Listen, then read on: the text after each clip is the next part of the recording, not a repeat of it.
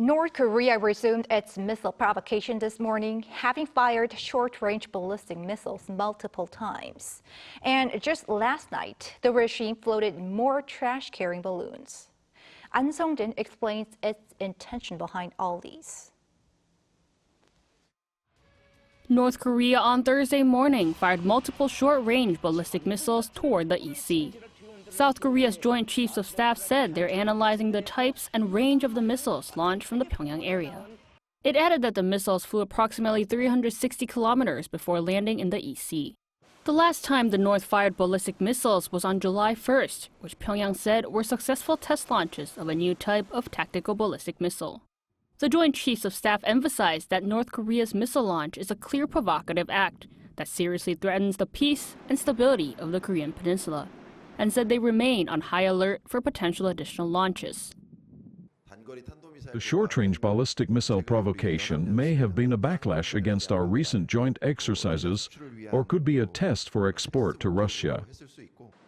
South Korea's foreign ministry said the U.S. and Japan will also continue to closely monitor the possibility of additional launches and respond firmly to North Korea's threats through a strong South Korea-U.S. alliance and trilateral security cooperation.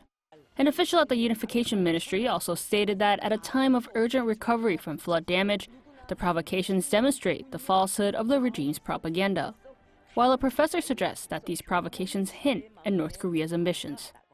Kim Jong-un proclaimed that North Korea is simply ready for another war, and especially they said that the top priority of the national goal is to reoccupy South Korea by the force.